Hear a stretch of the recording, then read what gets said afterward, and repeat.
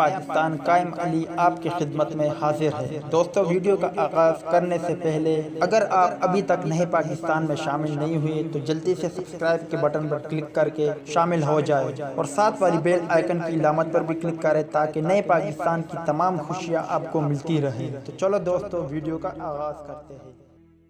Pakistan cricket team champion trophy میں شاندار کارکردگی دکھا کر خود کو بڑے یونٹ میں اپنی روایتی حریف سے ہارنے کی روایت ہی بدل ڈالی ہے۔ بھارتی کرکٹ بورڈ، انتظامیہ اور کھلاڑیوں سمیت گرین شرٹ کے سامنے آنے سے اب خوفزدہ ہے اور ایشیا کپ کے شیڈول پر بھی گھبراہٹ کا شکار ہے۔ قومی ٹیم کے سابق کپتان اور وکٹ کیپر معین خان کا کہنا ہے کہ بھارتی کرکٹ ٹیم اپنی روایتی حریف پاکستان سے خائف نظر آتی ہے اور ان کے ذہن سے ابھی تک چیمپئن ٹرافی کے فائنل میں ہونے والی ہار کا خوف ابھی تک نہیں گیا اور ایشیا کپ میں بھارتی بہانے بازی کا سبب محض یہ ہے کہ وہ پاکستان کا سامنا نہیں کرنا چاہتے اور گرین شرٹ سے ڈر رہے ہیں۔ میڈیا سے بات کرتے ہوئے معین خان کا کہنا تھا کہ پہلی مرتبہ ایسا نہیں ہوا کہ کسی ٹیم کے 2 میچ ایک ساتھ ہو، لیکن بھارتی ٹیم ڈر کا شکار ہے جو پاکستان کے خلاف کھیلنا ہی نہیں چاہتی اور آرام کے تقاضے کر رہی ہے۔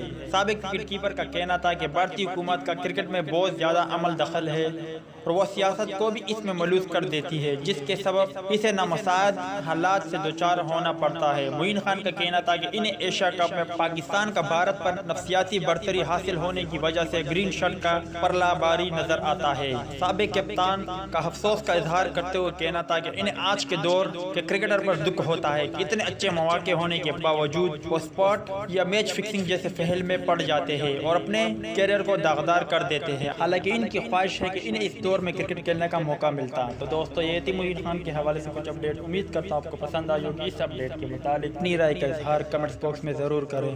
تو دوستو، امید کرتا ہوں آپ کو ویڈیو پسند آئی ہوگی، تو لائک کریں، شیئر کریں، سبسکرائب کریں اور بیل آئیکن پر ضرور کلک کریں۔ میری دعا ہے کہ اللہ تعالیٰ آپ کو، آپ کے گھر والوں کو، آپ کے دوست احباب اور رشتہ داروں کو سدا سلامت رکھے اور اللہ تعالیٰ سے دعا ہے کہ غم آپ کے قریب بھی نہ آئے اور خوشی کے بارش آپ پر ہمیشہ برسے۔